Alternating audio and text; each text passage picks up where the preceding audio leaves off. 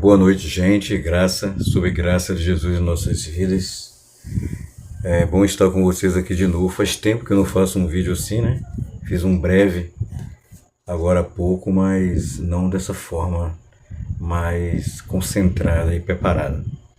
Bom, gente, eu cheguei do trabalho hoje, embaixo de chuva, tomei meu banho e de repente eu peguei o celular e fui numa rede social. Essa rede social aqui que eu falo com vocês e eu fui surpreso com o vídeo de um desabafo, tá? De um compositor que tem várias músicas cristãs, gospel, por assim dizer, gravadas. Pelo menos umas 10 músicas conhecidíssimas. E a última ganhou uma grande repercussão. Vocês vão acabar identificando que foi a cantada por um jovem evangelista de rua, se eu não me engano, em Minas Gerais, e houve a participação de um homossexual, um travesti, né? Isso ganhou os programas de TV, enfim. Eu não quero me deter à questão da música cantada, de quem que ganhou notoriedade, né? Ou de pessoas e profissionais específicos, cantores, intérpretes, compositores, as pessoas, mas sim a profissão, a prática, né? A execução. E eu venho há bastante tempo prestando atenção. Eu tenho 51 anos, eu sou de uma era de ouro do meado dos anos 80 e até meado dos anos 90, de grandes musicistas, compositores, de grandes letras cristãs, evangélicas, gospel, por assim dizer. E isso me gera muita nostalgia. Grandes intérpretes e compositores cristãos que já foram embora fizeram parte da minha formação.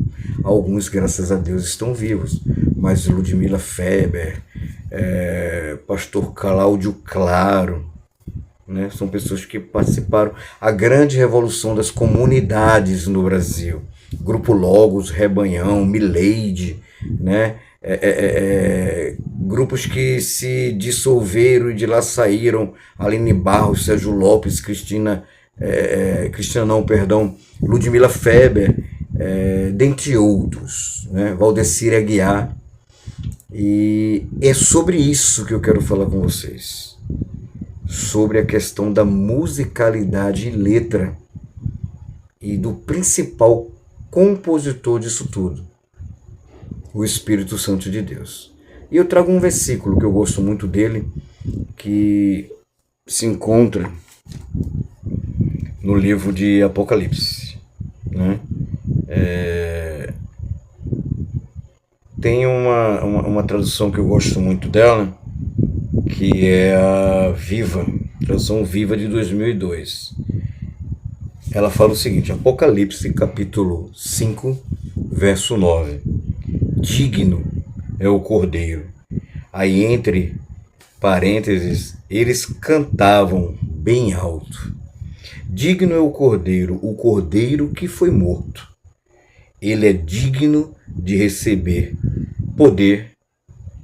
o poder e a riqueza e a sabedoria e a força e a honra e a glória e a bênção e todo o louvor. A minha Bíblia de estudo, que eu uso há anos, é a Bíblia Thompson. E ela traz a seguinte versão do mesmo versículo. Proclamando com grande voz, digno é o Cordeiro que foi morto de receber poder e riqueza e sabedoria e força e honra e glória e louvor. A indignação desse compositor, eu não o conheço, em detrimento a os artistas terem mais fama e eles menos. Têm mais reconhecimento e os compositores menos. Em uma entrevista de uma música de sucesso, o intérprete ele fala sobre tudo menos sobre o compositor.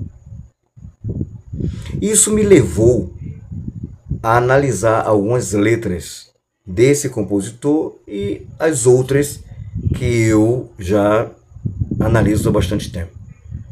Eu venho falando há muito tempo, talvez em algumas mensagens, os que me circunvizinham no meu cotidiano, na minha intimidade, no dia a dia, de que esses louvores de hoje em dia, eles não têm a mesma inspiração, a mesma retratação nas letras que tinham os da minha época. E, por exemplo, um pouco de tempo atrás, tem um louvor que ele entrou em questão no Brasil, em ênfase, que é tá chorando porque existe um Deus que cuida de você, né? Ele sabe de tudo. Nananana. E se descobriu que o compositor, ele não é cristão. Pelo contrário, ele é secular e compõe diversas outras músicas seculares também, ou mundanas. E isso nos remete para um meio espiritual. Eu não estou dizendo que o Espírito Santo ele não pode nem deve inspirar qualquer pessoa, mas o santo e o profano, isso é bíblico, não pode se misturarem. Treva e luz não se combinam. Então, o que é que inspira uma pessoa que jorra uma música saloba, secular, em suas composições, na grande maioria, ele jorrar uma água potável? Então, a gente tem que saber de onde são oriundas, de onde provém as inspirações, né? Então, uma pessoa que vive envolta às paixões desse mundo, ela não tem uma inspiração para compor algo totalmente espiritual, íntimo com Deus, porque isso requer convívio, devoção, abstinência, entrega, adoração. E um homem que não tem o temor de Deus, ele não tem a inspiração necessária para compor. Não estou dizendo que a composição de um homem desse ela vem do inimigo, mas temos três fontes: Deus, o inimigo e o próprio homem. Nós somos dotados de faculdades mentais, né? Então não tem como eu falar de Deus, do seu poder, se eu não sirvo, convivo, leio e me entrego e exemplifico e vivo esse Deus e o que ele me orienta, me pede e me ordena. Então, por exemplo, nós estamos nos últimos tempos. Mateus 24, anotem aí, do 24 ao 25, ele retrata o que está acontecendo na Terra hoje, apesar de você acreditar ou não, né? São tempos onde a artilharia do inimigo ela é pesada. Eu tenho visto diversos satanistas, bruxos e bruxas, está explícito no Instagram, né? Dizendo que eles estão infiltrados dentro das igrejas, que eles não querem mais tirar ninguém de dentro da igreja, eles querem destruir a fé dos cristãos dentro da própria igreja, ao ponto de chegarem a engano tal em que nós achemos que estamos cumprindo a vontade de Deus e não estamos. Porque a busca ela é individual, o relacionamento ele é individual, as experiências são individuais. Então nós não podemos nos guiar por vista e não por assemelhamento. Nós temos que nos inspirar nos homens contidos nessa palavra. Mas nos homens de hoje em dia, eu posso ser um enganador e ninguém está sabendo disso. Então, nós temos que confiar somente em Deus. E o Espírito Santo nos orienta, nos conduz, nos instrui e nos alerta do que está errado. Então, será que está faltando intimidade, inspiração, devocional e relacionamento dos nossos irmãos compositores? Porque o que nós temos visto hoje em dia, né? São louvores que só falam de vitória, só falam de batalhas, só falam de inimigos. Gente, a maior vitória foi dada a mim e a você na cruz. Jesus morreu, estabeleceu a graça, pagou a dívida do pecado e nos trouxe perdão da parte do Pai. Que tanta vitória, que tanta derrota. Há provas na vida e dificuldades e inimigos que, francamente, somos nós mesmos, como seres humanos, que causamos. Às vezes nós achamos que uma pessoa é inimiga nossa, somos nós que estamos fazendo aquela pessoa, transformando ela em inimigo em vez de dar testemunho. Às vezes nós somos inimigos querendo que Deus faça uma justiça contra aquela pessoa a quem nós perseguimos. É a verdade. Então é um tal de vitória, é um tal de inimigo, é um tal de dificuldade. Aí dificuldade financeira, dificuldade no casamento, dificuldade no trabalho. Nós não somos exemplos.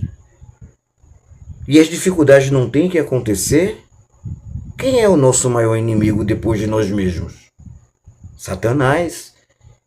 Mas Satanás ele quer nos tirar da posição e nos evitar que nós cheguemos ao céu.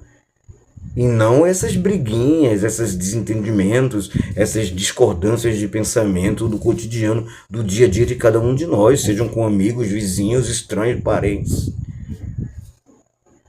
Então tudo requer vitória, está descendo o anjo da vitória, está vindo não sei o que da vitória. Sabemos que o inimigo ele trabalha, sim. Sabemos que o inimigo ele usa os seus, sim. Mas eu ficar cantando na igreja somente esse tipo de assunto, em vez de louvar e entronizar a Deus, a Jesus. Então nós vivemos hoje em dia um tempo de eu mesmo. Deus, ele está naquela posição para nos servir. Ele é o nosso serviçal. Os louvores nos mostram que Deus está ali dentro de uma caixinha de fósforo, a exemplo de um gênio da lâmpada, e quando nós precisamos dele, nós vamos lá, abrimos, Deus faz isso. Deus queima, mata, quebra, persegue, destrói, fulmina. E depois nós fechamos. Quais são as inspirações? Qual é o alvo, o objetivo dos nossos louvores hoje? O que é que nós queremos? Nós queremos nos satisfazer, apaziguar o nosso ego, massagear, ou nós queremos entronizar em louvor, reconhecimento e glória, como diz o versículo. O Cordeiro ele é digno de receber todo o poder, riqueza, sabedoria, força, honra, glória e louvor. Musicalidade, que o entronize, que reconheça tudo que ele tem de bom para conosco, a humanidade, e seus supostos servos. Então, nós temos louvores que são antropocêntricos e não cristocêntricos. Eles tiram Deus do centro, Jesus, do papel principal, e coloca ele como o nosso serviçal. Isso é antropocentrismo, tirar Deus e botar o homem na posição de Deus, e Deus no periférico.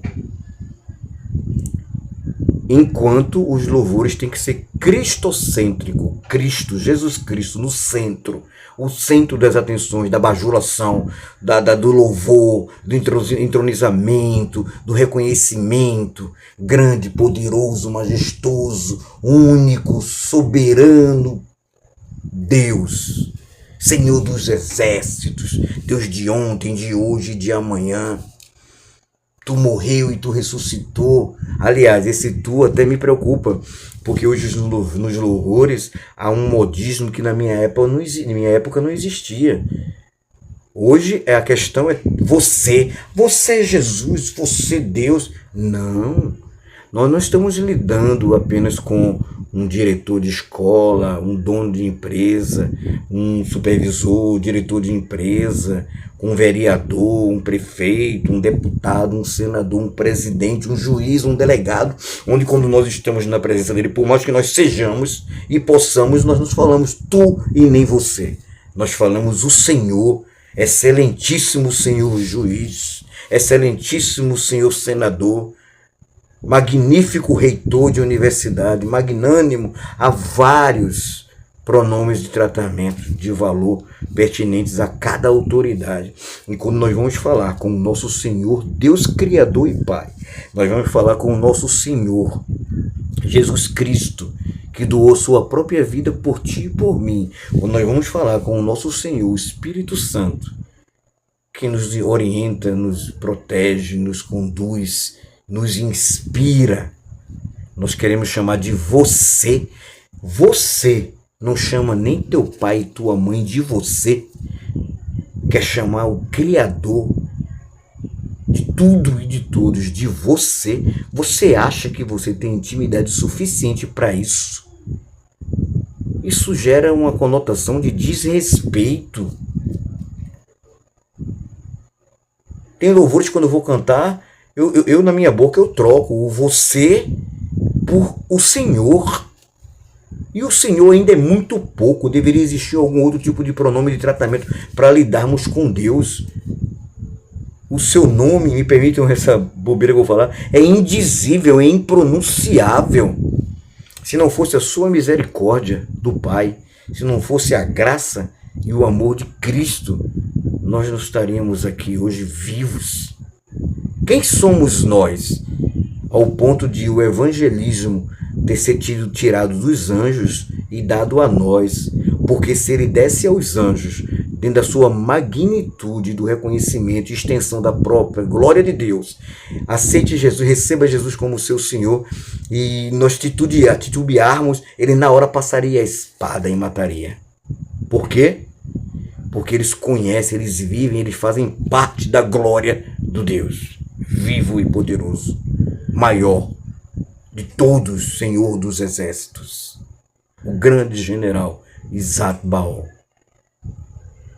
Deus de amor, Deus de providência, mas Deus que pune. E nós vamos criar um louvor em adoração a Ele, entre aspas, e chamá-lo de você. Eu não aceito, filho meu, me chamar de você. Porque confundem as coisas. Existem autoridades aqui, às vezes, de rédeos policiais, que, quando a gente chama de você, eles querem dar um tapa no rosto da gente. É o Senhor, o seu policial, o senhor policial. Não demeritando a classe policial e sua autoridade. Estou falando da exacerbância e contextualizando a questão do pronome de tratamento. Então, essa época de autoadoração,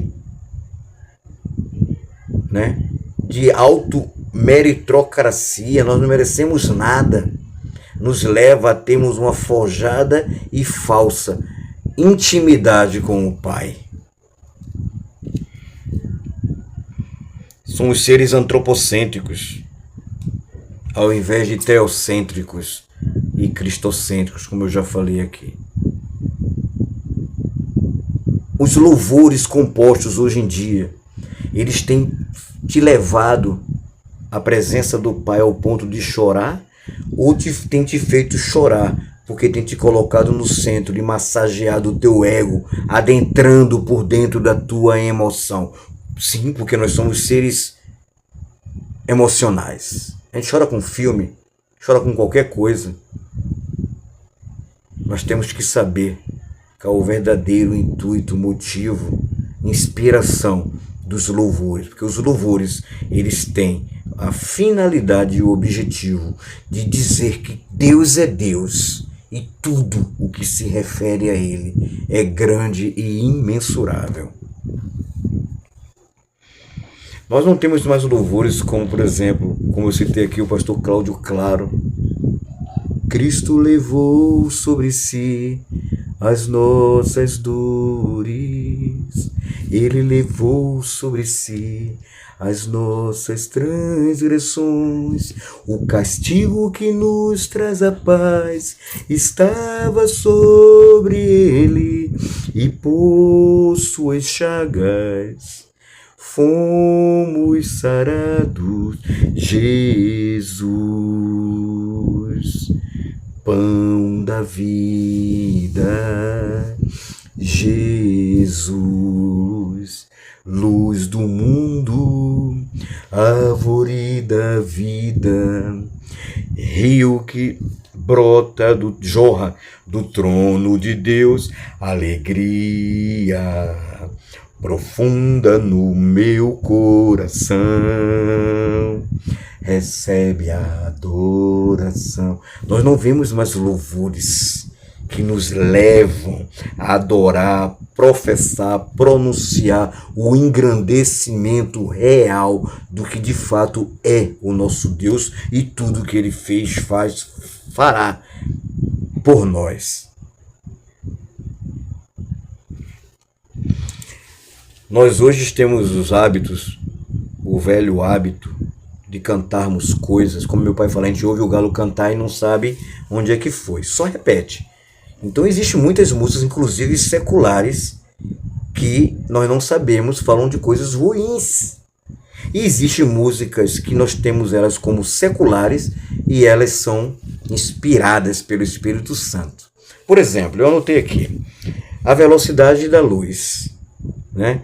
Vou embora agora, vou embora para outro planeta. Nossa, quando eu estava no mundão eu cantei muito essa música.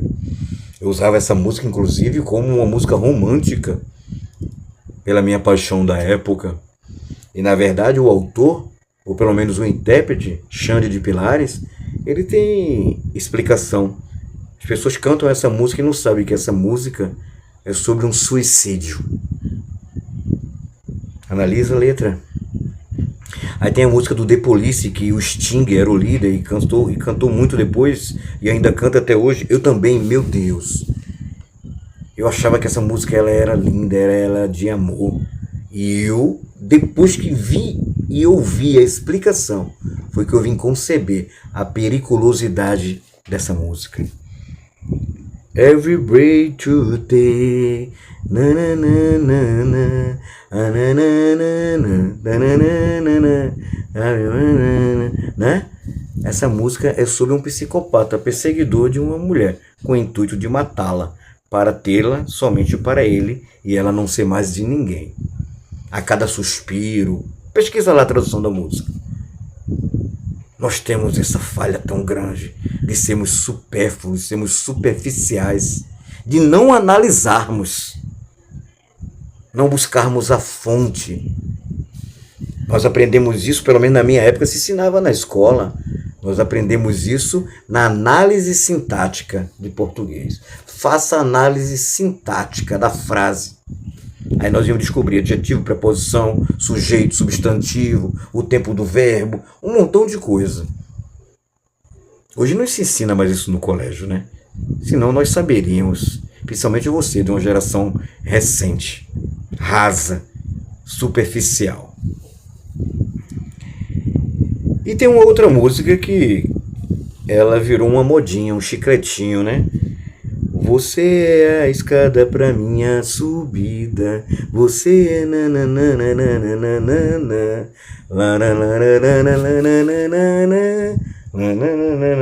onde nasce o amor. Você sabia que essa música, o compositor, que é ou era cristão, ele compôs para Jesus, a escada da subida, esse amor que é citado aqui é Jesus. Ele diz que foi uma declaração de amor que ele fez para Jesus em um momento crítico da sua vida. E ele viu que Jesus estava com ele o tempo todo. Tem N exemplos de músicas americanas da década de 70, 80, 90 e até agora, que são músicas que entronizam a Deus. Aquela I wanna be in Babylon, na, na, na, na, na, na, na, na. Ela retrata a história da Bíblia e tudo que está acontecendo, inclusive hoje, a Babilônia. Então eu quero deixar para vocês e compartilhar com vocês esse meu raciocínio. Se você vai escolher louvor para cantar na igreja, primeiro analise a letra. Essa letra, ela está mexendo com a tua emoção, porque está te colocando numa situação exclusivista e centralista, ou ela está tocando na tua emoção porque está dizendo, fazendo você cantar, proferir e declarar que Ele é o Senhor, que Ele é o Deus Criador, que Ele é o Espírito Santo Consolador. Porque o que você canta e a exemplo do que você ora diz muito sobre você. Analisa quando se coloca um irmão para orar por determinada coisa na igreja, ou num evento, em casa, qualquer que seja. Analisa. A oração dele, a petição dele, a declaração dele diz muito mais sobre ele do que sobre o que ele está querendo passar naquele momento. Isso é psicologia, não tem para onde fugir. Que nós possamos começarmos a escolhermos e cantarmos, declararmos, proferirmos louvores que coloquem Jesus no seu devido lugar, o mais alto, o centro absoluto, tanto no louvor quanto nas nossas vidas. E para terminar eu vou ler mais uma vez o versículo, porque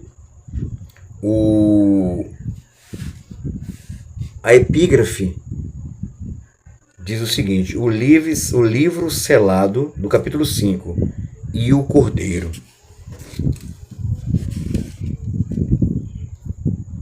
O livro selado com 7 selos, somente o cordeiro é digno de abri-lo. Esse cordeiro se chama Jesus, o Cristo de Nazaré, Senhor dos senhores. Proclamando com grande voz: digno é o cordeiro que foi morto por mim e por você, desde antes da fundação do mundo, de receber poder e riqueza e sabedoria e força e honra e glória e todo o louvor. Que Deus ele continue nos abençoando rica, abundante e poderosamente. Que o Espírito Santo de Deus nos inspire a não somente cantarmos os verdadeiros louvores cristocêntricos e teocêntricos, mas até a compormos com a orientação e o auxílio dele. Para isso a gente precisa de intimidade, de devoção, de vida, de entrega, de renúncia, de abstinência, de nós mesmos, das nossas vontades e do mundo. O Eterno, ele está no comando. Ele sempre está.